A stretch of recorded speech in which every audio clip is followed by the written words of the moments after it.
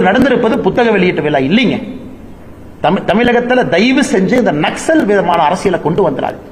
இந்த பீமா கொரகன் வயலன்ஸ்ல மிக முக்கியமான பேச்சு, அதாவது ஒரு ஒடுக்கப்பட்ட சமுதாயத்திற்கு திரும்ப உரிமை கிடைக்க வேண்டும் என்றால் மொத்தமாக கொளுத்தித்தான் அது கிடைக்க வேண்டும் என்றால் அதற்கும் தயார் அப்படிங்கிறாங்க.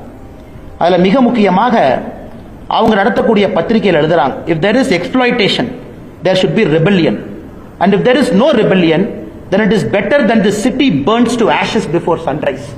இந்த பேச்செல்லாம் மேடையில் பேசப்பட்ட பேச்சுக்கள் அடுத்த நாள் நடந்தது.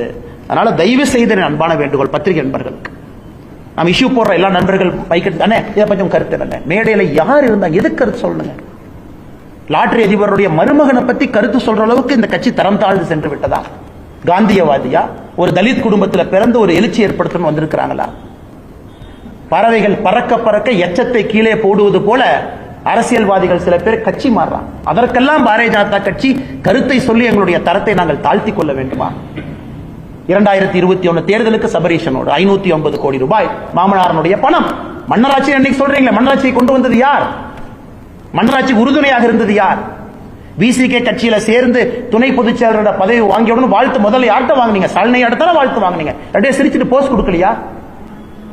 ஆளும் கட்சிக்கு எதிராக இருக்கக்கூடிய ஓட்டை பிரிப்பதற்கு சதியா இது? திமுகவுக்கு எதிராக தமிழகத்தில் எவ்வளவு ஓட்டு இருக்கு தம்பி, நீங்க அப்படியே அந்த பக்கம் போய் அந்த கட்சிக்கு போற மாதிரி போங்க. திமுக தொடர்ந்து ஆட்சியில் இருக்க வேண்டும் என்றால் திமுகவுக்கு எதிராக இருக்கக்கூடிய மக்கள் ஓட்ட மூணா பிரிப்போம். அதற்காக இது திமுக நடத்துற சதியா?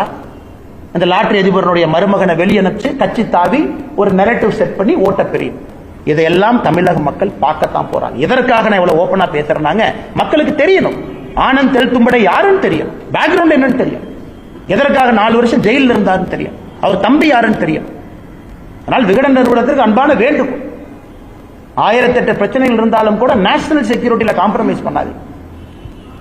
சந்திரவையாவை கூப்பிடுங்க, வெளியிடுங்க, விஜயா வாங்க சொல்லு.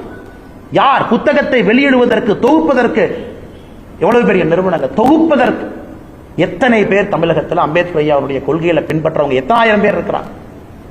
எங்கள் கொள்கைகளை ஏற்றுக்கொள்ளாதவர்கள் அத்தனை ஆயிரம் பேர் இருக்காங்க. அவங்களை கூப்பிட்டு வெளியிடுங்க. அதனால் பெரிய விழாவாக நடத்தி அல்ல கான்ட்ரோவர்சியலா பேசி அதில் 2 கருத்துக்கள் ஏற்று 2 பேருக்கு திரிக்கிறத பாரதிய ஜனதா கட்சி வன்மையாக கண்டிக்கிறோம், மிக வன்மையாக. தயவு செஞ்சு மணிப்பூரை பத்தி யாராச்சும் பேசுறீங்கன்னா, நான் எந்த வேலையாக இருந்தாலும் சரி, அண்ணன் விஜயாக இருந்தாலும் தமிழகத்தில் இருக்கக்கூடிய அரசியல் தலைவர், நீங்க மணிப்பூர் வர அன்னைக்கு நான் வர்றேன், நான் மணிப்பூர் கூட்டிட்டு போறேன். பாரதிய ஜனதா கட்சி உங்களை அழைத்து செல்லும்.